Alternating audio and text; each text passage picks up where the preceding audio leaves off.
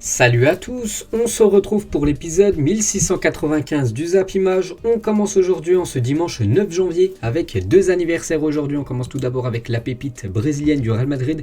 Rodrigo, il fête aujourd'hui ses 21 ans. Son flocage de maillot tout simplement. Et aussi Eric Garcia qui fête aujourd'hui également ses 21 ans, le défenseur du FC Barcelone. On va parler de Arsenal qui joue ce soir un match de FA Cup et Arsenal va porter un maillot blanc lors de sa prochaine rencontre de FA Cup, donc ce soir. Cette campagne appelée No More Red a pour but de sensibiliser au crime de couteau très présent à Londres. C'est pour ça que ce soir, voilà, Arsenal ne portera pas son maillot traditionnel rouge, ça sera un maillot tout blanc. Donc on peut voir que l'écusson, les sponsors, tout est blanc dans ce maillot de cette équipe des Gunners. C'est exceptionnellement pour ce match ce soir. Et toujours avec cette équipe de Arsenal et les autres équipes engagées encore en FA Cup, on peut voir le programme du jour. Par exemple, Liverpool a joué à 15h, la même chose pour Tottenham. Il y a un beau match, West Ham, Leeds United à 15h aussi cet après-midi. Et Arsenal, j'en ai parlé juste avant, joue à 18h10 du côté de Nottingham. On peut voir le programme en Serie A. Donc pour l'instant, seulement une affiche reportée, Udinese-Atalanta, mais je pense qu'il y en aura des autres, bien sûr, qui vont être reportés dans ce championnat italien. L'AC Milan se déplace à 12h30 du côté de Venise. Ce soir, gros choc, l'Inter contre le Lazio de Rome. En Ligue 1, regardez le programme du jour. À noter que Montpellier 3 est reporté une date ultérieure à cause du Covid. Ce soir, gros match du côté du Groupama Stadium. L'Olympique Lyonnais reçoit le Paris Saint-Germain. On en reparlera bien évidemment demain. Il y a aussi deux affiches en Bundesliga. Il y a quelques matchs en Liga, dont ce FC Séville Retafe, Séville juste derrière le Real Madrid. Et bien sûr, aujourd'hui, c'est l'ouverture de la Coupe d'Afrique des Nations et le premier match, c'est le pays organisateur, c'est le Cameroun qui reçoit le Burkina Faso cet après-midi à 17h, Éthiopie, Cap-Vert. On parlera bien sûr aussi de la Coupe d'Afrique des Nations, des résultats demain. On va parler de Manchester City et son coach Pep Guardiola est positif au Covid. Manchester City annonce que dans la foulée qu'un cluster s'est développé au club. En effet, 21 cas ont été détectés au club. 7 joueurs et 14 membres du staff technique actuellement ont le Covid du côté de Manchester City. Donc un peu comme toutes les équipes en Angleterre ou même en Europe, beaucoup de cas Covid bien sûr dans le football. Voilà, c'est quand même un événement, enfin c'est pas un événement mais c'est une vague de Covid un peu partout dans le football européen ou même mondial. Et toujours avec Manchester City, on va parler de Arteta, l'ancien coach adjoint de Pep Guardiola. Les dirigeants de Manchester City feraient d'Arteta, donc le coach de Arsenal, le successeur logique de Pep Guardiola dont le contrat prend fin en 2023. Donc pour l'instant il n'a pas prolongé, je pense quand même que Manchester City va vouloir continue avec Pep Guardiola. Donc si ça se fait pas, si Pep Guardiola quitte cette équipe de City à la fin de son contrat en 2023, donc son successeur pourrait être Arteta qui connaît bien sûr très bien Manchester City. Toujours avec les Citizens, donc ce tweet exceptionnel de Raheem Sterling lorsque Manchester City avait battu l'OM en Ligue des Champions.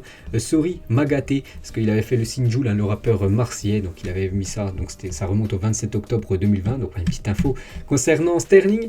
On va parler de la Fiorentina. Le directeur sportif de la Fiorentina affirme que le recrutement de Christophe Piatek n'est pas une solution de remplacement de Vlahovic, parce que Vlahovic, vous savez qu'il y a de grandes chances qu'il quitte cette équipe de la Fiorentina, mais bien un backup pour la suite. La situation du Serbe ne devrait pas évoluer cet hiver, donc Vlahovic, d'après Fabrizio Romano, devrait rester au moins jusqu'à la Fiorentina, jusqu'à la fin de saison, et certainement après aller dans un club bien plus huppé que la Fiorentina. Et du coup, pour le remplacer, ils disent que c'est pas un remplaçant, je pense si, c'est vraiment pour remplacer le Serbe. Ils penseraient à Piatek. On va parler de Leeds United qui annonce qu'il accordera une interdiction d'1 an aux parents ou tuteurs d'enfants qui envahissent le terrain. La tendance récente aux incidents inclut de jeunes supporters envoyés sur le terrain et cela ne sera pas toléré. C'est qu'en Angleterre ou même partout, souvent, on voit plus des adultes maintenant rentrer sur les pelouses. Enfin, ça arrive toujours, mais on voit souvent des enfants. La preuve, voilà, par exemple, lors d'un match avec Leeds, ce jeune supporter se demande à ce qu'il fait au milieu de la pelouse. C'est peut-être ses parents qui lui ont demandé va sur la pelouse, va essayer de demander un maillot, tout ça.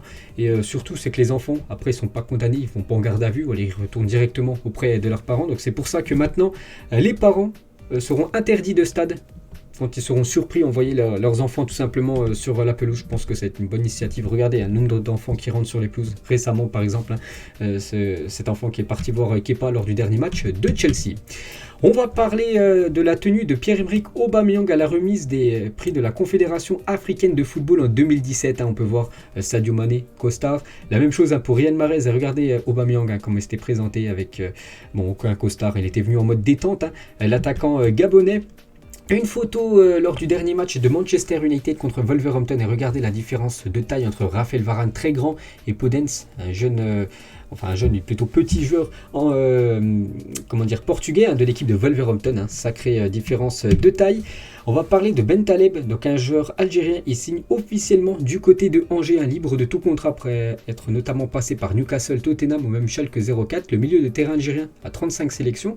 Nabil Ben Taleb rejoint l'équipe de Angers jusqu'en 2025. Un bel recrue pour cette équipe de Angers.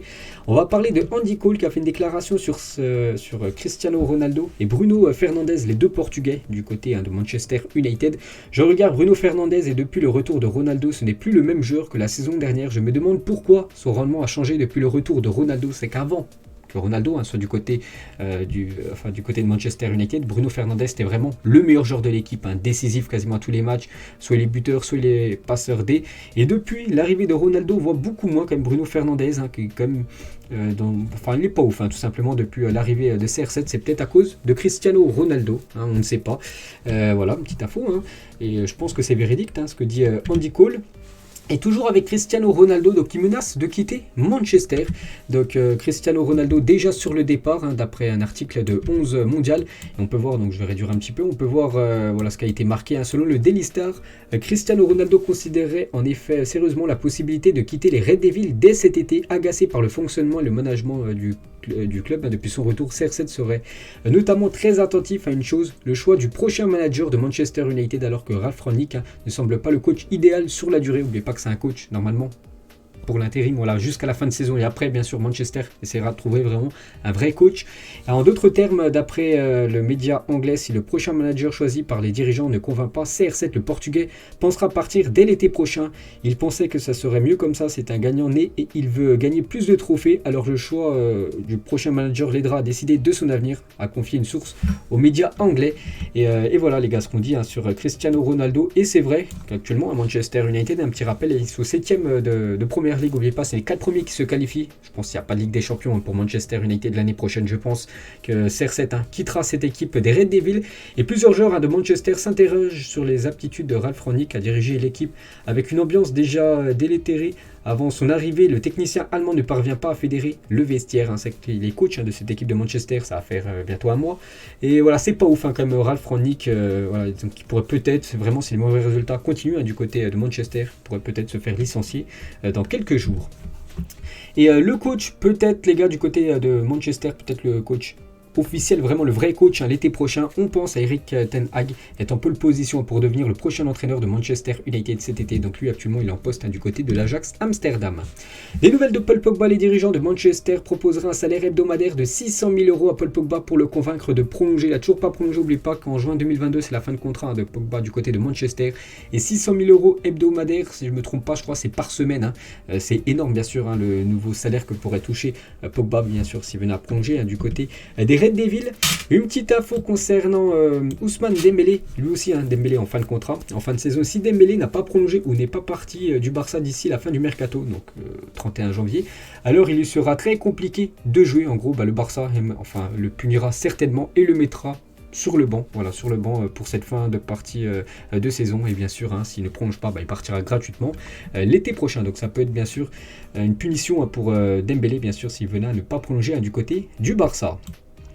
Une petite info concernant un autre Français, c'est Blaise Matuidi et l'Estac de Troyes. Donc une équipe française rêve du retour de Blaise Matuidi. Il avait joué à l'époque du côté de Troyes.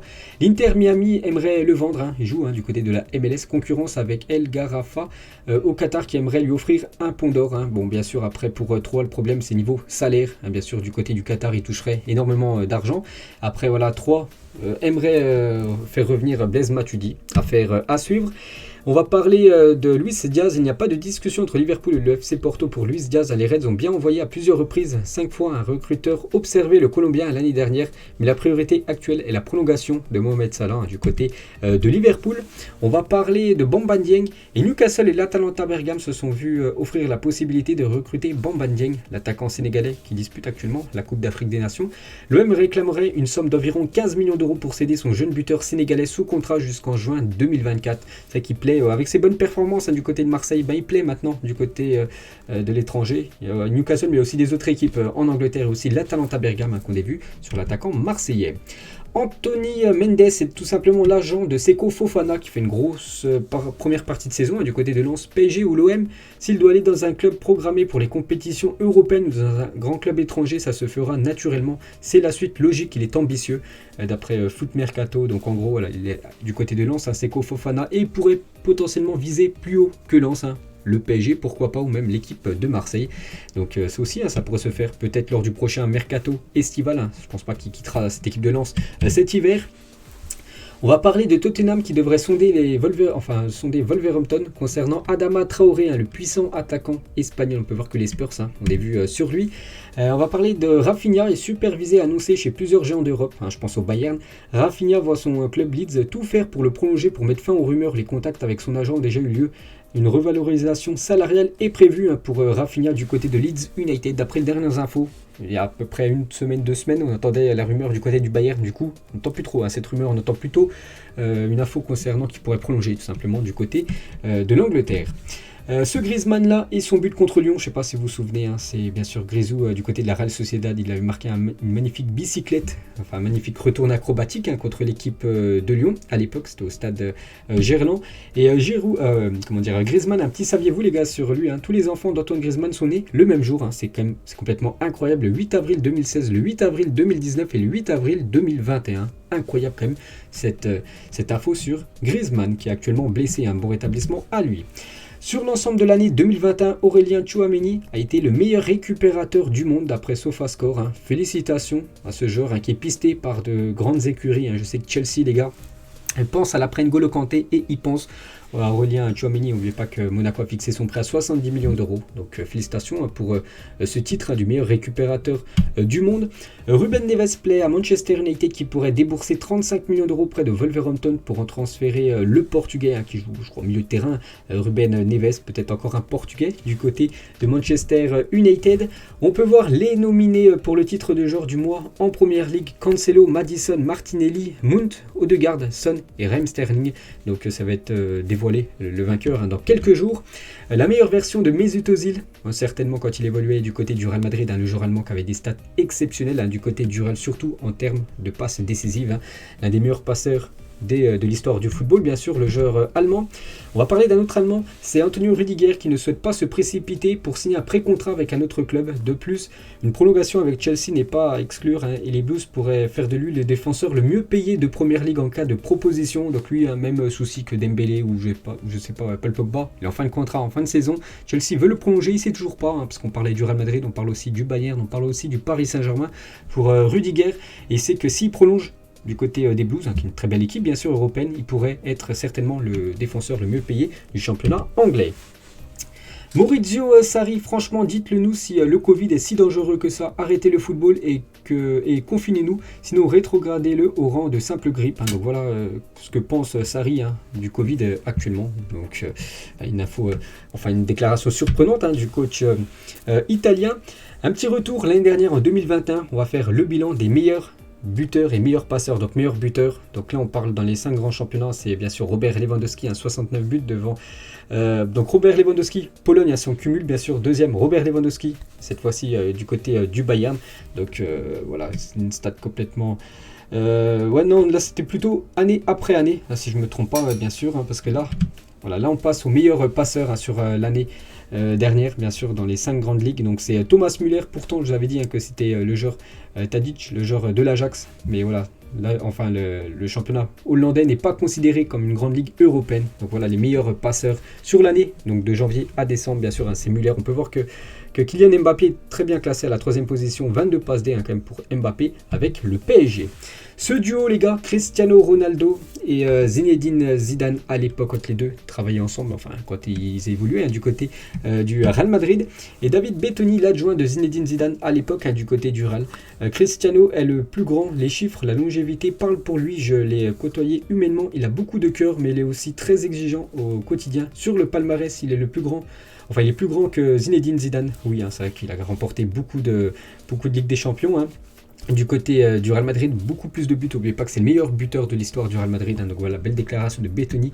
Voilà, qui est vraiment le bel hommage qu'il envoie quand même à Cristiano Ronaldo. Et la saison 2010 et 2011 de CR7, 54 matchs et 53 buts. On peut rajouter aussi 29 passes décisives pour Cristiano Ronaldo lors de cette saison magnifique du côté de l'Espagne.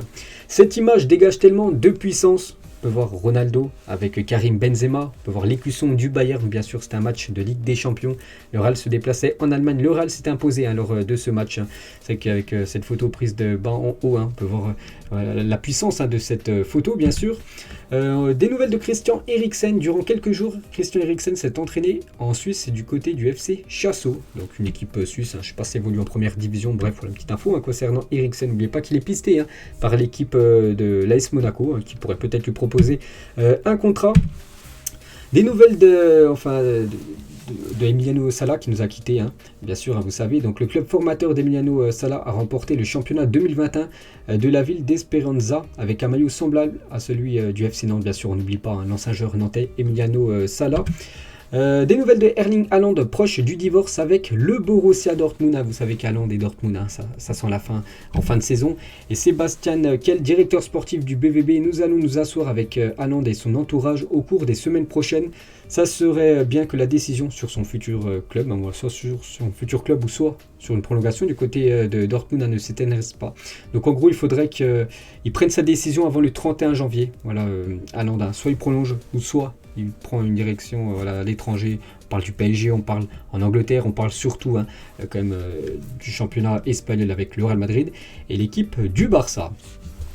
Officiel, les finalistes pour le trophée The Best de meilleur entraîneur de l'année, on a le choix entre Pep Guardiola, Mancini et Thomas Tuchel qui a remporté la Ligue des Champions. Mancini qui a remporté lui l'Euro avec l'Italie, donc ça sera dévoilé bien sûr lors de la cérémonie The Best qui est prévue là dans quelques jours. On va parler de la Grande-Bretagne et l'Irlande songent à retirer leur candidature commune à organiser la Coupe du Monde 2030 pour finalement se rabattre plutôt sur l'Euro 2028. Donc voilà une petite info concernant peut-être futur organisateur de l'Euro et de la Coupe du Monde. Une photo, moi je pense qui va faire plaisir aux supporters italiens, bien sûr Chiellini et Bonucci, le soir du titre bien sûr lors de l'Euro avec cette magnifique récompense qui est le trophée de l'Euro. On peut voir aussi Barella bien sûr qui a été très important lors du titre de l'Italie. Une photo de Roberto Carlos à l'époque quand il évoluait du côté du Fenerbahçe à l'époque dans le championnat turc. Regardez les dernières équipes à avoir remporté tout simplement la Ligue des Champions féminine. On peut voir que Lyon bien sûr c'est l'équipe qui a remporté le plus de fois cette compétition. Donc en 2021 bien sûr c'est le FC Barcelone féminin qui a remporté la LDC. La chaîne L'équipe diffusera en intégralité la Super Coupe d'Espagne avec comme match d'ouverture la première demi-finale. Donc le Classico, n'oubliez pas que mercredi, là dans quelques jours, le 12 janvier à 20h, demi-finale, le Real Madrid contre le Barça. Et c'est un Classico en clair. C'est pour ça que tout le monde va pouvoir bien sûr regarder ce match. On peut voir que l'autre demi-finale, Bilbao contre l'Atlético Madrid.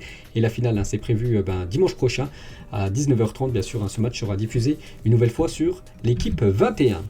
Des nouvelles de Karim Adeyemi, donc profite de ses vacances à Dubaï. Donc voilà quelques photos du joueur de Salzbourg, lui aussi pisté par pas mal de grosses équipes européennes. Donc voilà quelques photos du joueur de Salzbourg, Moussa Diaby et sa femme. Voilà, il fait une grosse saison, bien sûr, le joueur du Bayer Leverkusen. Regardez les joueurs les plus chers en Europe selon le CIES.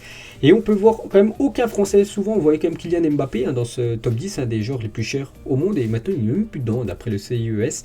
Donc le premier, ce serait Vini Junior, le joueur du Real Madrid, qui coûterait aux alentours des 166 millions d'euros. Devant Phil Foden et Erling Haaland en troisième position. On peut voir Pedri qui coûte très très cher, encore 118 millions d'euros pour le jeune crack espagnol. Regardez cette équipe, c'est tout simplement le meilleur 11 2021 du journal L'équipe. Donc en gros, les meilleurs joueurs de l'année dernière, d'après L'équipe, ce journal français. Donc Mendy au but, Hernandez, Marquinhos, un joueur du Paris Saint-Germain, Ruben Dias, Alexander-Arnold défense, Kevin De Bruyne, Jorginho, Kanté, Salah, milieu de terrain, Karim Benzema et Lewandowski devant. On ne voit pas de Léo Messi, pourtant il a remporté le Ballon d'Or. Voilà, d'après L'équipe, Messi ne mérite pas d'être dans cette équipe. Des nouvelles de Neymar, les gars, normalement qui revient aujourd'hui, voilà, ce dimanche, les gars, du côté de Paris. Il devrait reprendre l'entraînement d'ici 2-3 semaines. Donc Neymar avec le champion des poids légers de l'UFC, Charles Oliveira. Une déclaration de Icone qui a rejoint cette équipe de la Fiorentina. C'était le bon moment pour partir. Nous avons été champions avec Lille. On a participé à la Ligue des Champions de la Fiorentina. Un beau projet. Je suis content d'être ici. Je suis à la disposition. La vitesse et les dribbles sont mes qualités du côté de la Serie A. Maintenant à lui bien sûr d'être performant du côté de l'Italie.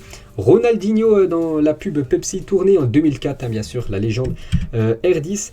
Petite info concernant la CAN officielle, la CAF impose des jauges plutôt dans les stades pour la CAN à 80% quand le Cameroun joue et 60% quand les autres nations jouent, bien sûr à cause du Covid, c'est pour ça que les stades ne peuvent pas être à guichet fermé. Une petite info concernant la future Ligue des Champions et la phase de groupe de la Ligue des Champions 2022-2023 prendra fin le 2 novembre pour laisser place ensuite à la Coupe du Monde. Donc en gros tous les mardis et mercredis dès la prochaine saison, il y aura des matchs de Ligue des Champions, de phase de poule. N'oubliez pas que normalement elle se termine toujours fin décembre. Ronaldo et Francesco Moreiro, donc deux grands joueurs, surtout Ronaldo R9 du côté de l'Inter à l'époque. Cette équipe aussi de l'équipe de Parme à l'époque, les gars avec des légendes, on peut voir Thuram, Vérone, Buffon ou même Cannavaro, même Crespo, bien sûr. Parme avant les gars c'était très très lourd, maintenant ils jouent en série B, bien sûr en deuxième division italienne. TF1 a réalisé la meilleure audience de l'année 2021 en réunissant plus de 16 millions de téléspectateurs devant France-Suisse, 8e de finale de l'Euro. On ne va pas trop revenir sur ce match parce qu'on sait que ça a été cruel pour l'équipe de France qui est sortie dès les 8e de finale de l'Euro. Et une petite info toujours avec l'équipe de France, donc le but du 3-0 inscrit par Emmanuel Petit en finale de la Coupe du Monde 1998 est aussi le 1000e but de l'équipe de France, voilà, de l'histoire des Bleus. Quel symbole incroyable bien sûr, en plus avec cette magnifique victoire 3-0 contre la meilleure nation au monde, l'équipe brésilienne. Petite photo de Milik avec cette veste de l'OM que je trouve vraiment magnifique. La saison monstrueuse de Hulk, 35 ans avec l'Atlético Mineiro. Regardez, je ne vais pas tout citer, mais 67 matchs, 36 buts et 13 passes décisives. Un champion du Brésil. Il remporte aussi pas mal d'autres titres. Hulk qui performe maintenant du championnat. Du côté du championnat brésilien, on va parler de Rebic et l'attaquant du Milan AC. Rebic a payé les dettes de tous les habitants de son village natal en Croatie. Il a également donné de l'argent pour la construction d'un centre de rééducation et d'éducation pour les enfants ayant besoin de soutien. Un grand homme bien sûr, l'attaquant croate. On va parler du Ballon d'Or, on revient sur R9, Messi a eu son premier Ballon d'Or à 22 ans, Owen 22 ans, Cristiano à 23 ans, un certain Ronaldo Nazario, donc Ronaldo le Brésilien a eu son premier Ballon d'Or à seulement 21 ans, le plus jeune Ballon d'Or et le meilleur numéro 9 de l'histoire du football bien sûr, le joueur brésilien. Ibrahimovic sur Adriano. Quand je suis arrivé à l'Inter, la première chose que j'ai demandé au président ça a été de garder Adriano. C'était un animal, il pouvait frapper de n'importe où, personne ne pouvait le tacler, personne ne pouvait lui prendre le ballon, un pur animal. C'est qu'Adriano à l'époque les gars c'était quand même un monstre dans le football et surtout du côté de l'Inter, c'est que ça fonctionnait très bien avant ce duo Adriano et Zlatan Ibrahimovic. Roberto accompagné de son petit frère, un petit garçon qui allait changer l'histoire du football à jamais bien sûr. Roberto, la personne à droite, c'est tout simplement le grand frère de Ronaldinho. Et toujours avec Ronaldinho, quelle monstrueuse photo avec trois légendes. Ronaldinho lors d'un match Brésil-Angleterre, on peut voir aussi Beckham et Frank Lampard. Deux anciens joueurs de la sélection anglaise. En 2011, Pirlo est jugé indésirable par l'AC Milan qui ne le prolonge pas alors qu'il a 32 ans. Pirlo signe du coup gratuitement à la Juventus où il sera élu 3 fois meilleur joueur de Serie A lors de ses 3 premières saisons. Un record toujours inégalé aujourd'hui, c'est incroyable. Côté de Milan, voilà, il est trop vieux, il fait plus l'affaire donc du coup on ne le prolonge pas. Du coup il arrive gratuitement du côté de la Juventus et les 3 saisons après, il performe, il est exceptionnel du côté de la Juventus. Donc bien sûr, l'AC Milan devait s'en mordre les doigts. Une déclaration de Riyad Mahrez, mon premier maillot. Marseille, j'adore ce club depuis que je suis tout petit, c'était mon équipe de cœur, mon rêve était de jouer, de porter les couleurs du club et d'y jouer. Y jouer un jour, on ne sait jamais. Donc voilà ce que dit Riyad Mahrez, pourquoi pas un jour évoluer du côté de l'OM. Donc affaire à suivre. Le maître et ses élèves, bien sûr Cristiano Ronaldo, regardez tout le monde, tout l'effectif du Real Madrid en train de regarder la star portugaise à l'époque. Le premier nouveau-né à l'hôpital de Copiapó au Chili s'appelle Griezmann Mbappé Chambi Pakadje. Donc voilà cette mère les gars appelait son enfant quand même Griezmann Mbappé. Donc peut-être une grande supportrice de l'équipe de France. Ensuite, regardez les meilleures ventes de maillots en France pour le second semestre 2021. Le maillot qui est le plus vendu en France, c'est le maillot du Paris Saint-Germain devant le maillot de Marseille. Ensuite, en troisième position, pour compléter ce podium, c'est un maillot Or, l'équipe française, hein, c'est le maillot aussi du Real qui se vend très très bien. Tom Stark n'a disputé que 12 matchs avec le Bayern Munich entre 2012 et 2018 et a gagné 14 trophées, hein, 6 fois la Bundesliga, 3 Coupes d'Allemagne, 2 Super Coupes d'Allemagne, une Ligue des Champions, une Super Coupe UEFA, un mondial des clubs alors qu'il n'a joué seulement que 12 matchs, hein, vu que bien sûr c'est Neuer, le gardien titulaire, et bien sûr lui joue quasiment jamais. Bien sûr, il a un palmarès énorme. Regardez à quoi devrait ressembler le futur maillot de l'Inter, en version domicile, hein, pour la saison prochaine. Il y a de grandes chances que ça va être ça. Ce futur maillot, hein, de cette équipe italienne. Ce coup franc mémorable de Toni Kroos. Hein. Bien sûr, vous vous souvenez tous, ça c'était lors de la Coupe du Monde 2018 entre l'équipe de l'Allemagne et l'équipe suédoise. Une photo de l'entraînement de l'Olympique de Marseille, bien sûr. Hein. Pour Payet, hein, ou même Amin Harit. Cette photo aussi, c'était lors d'une finale de Coupe du Roi entre le Barça et le Real Madrid, où bien sûr Gareth Bale avait déposé en vitesse Marc Bartra. Il avait fini, hein. On peut voir Pinto au cage, l'ancien gardien du FC Barcelone. Une déclaration de Gattuso: à chaque fois qu'on devait jouer la France, c'est sur moi que ça tombait pour marquer Zinedine Zidane. Donc voilà, le marqué. La nuit précédente, je ne dormais pas, je faisais des prières car je savais qu'il allait me faire de la magie, hein, tellement bien sûr que Zidane était redouté à l'époque, hein, un magicien du football. Zizou. Didier Ndong est un véritable chat noir. Le joueur a connu 4 descentes en 4 ans dans les clubs où il a joué. Sunderland, 2 fois Sunderland, Guingamp et Dijon. C'est qu'à chaque fois qu'il rejoint une équipe, hein, l'équipe descend quelques mois après. Le duo Sturridge-Suarez en 2014, hein, bien sûr, ça a très bien fonctionné. N'oubliez pas que Sturridge en 2013, il a rejoint cette équipe de Liverpool en provenance de Chelsea. 160 matchs, 67 buts. Le premier joueur à remporter la Ligue des Champions avec 2 équipes anglaises différentes, donc Liverpool et l'équipe des Blues. Le Beşiktaş a complété le triplé national après avoir remporté la Super League, la Coupe de Turquie et la Super Coupe. Ils ont quasiment tout raflé, hein, cette équipe du Beşiktaş. Félicitations à eux. Sa spéciale Nabil Fekir inscrit le 8e coup franc direct de sa carrière professionnelle en club. 6 avec Lyon et 2 avec le Betis Séville. Là, cette semaine en Copa del Rey, il a marqué un but sur coup franc. Sampaoli, il a dit: est-ce qu'on préfère un défenseur central latéral ou un latéral offensif? Moi, je vous répondrai qu'on a besoin de des deux profils. On va chercher la meilleure opportunité que peut nous offrir ce mercato d'hiver. Donc en gros, Marseille pourrait recruter pendant ce mercato.